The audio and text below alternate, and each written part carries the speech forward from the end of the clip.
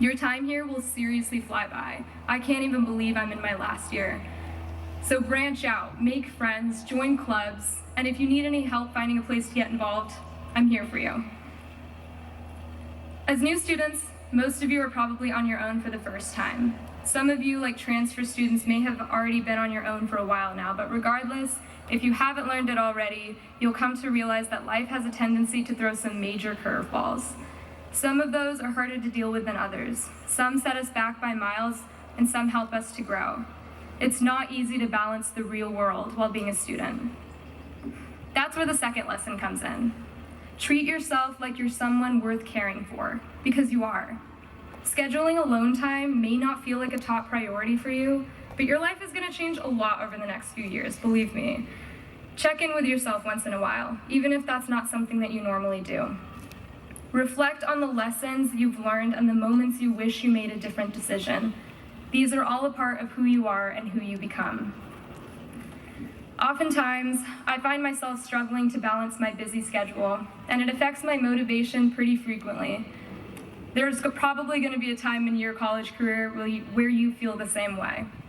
With the stress of balancing classes, homework, family, a social life, and possibly some form of work, how are you supposed to find yourself? Especially when, as I've said, learning who you are is one of the most important unspoken journeys of this period in your life. Well, think of it this way instead. Life isn't necessarily about finding yourself. It's about creating yourself and finding meaning through the vast opportunities and tribulations that will encompass your journey. That sounds a little intense, but let me explain. It's impractical to expect to find yourself as if your true character has been hidden from you and it's your mission to go out there and find it. I can tell you a little secret. You get to choose exactly who you become, and you can start right now, like today. You've gotten this far, and it's a greater accomplishment than many of us give ourselves credit for. It's not going to be a breeze to get through, but if you've made it this far, who knows what you'll do next? You were accepted into this university because you are bold and full of potential, and that doesn't necessarily have to be in an academic sense.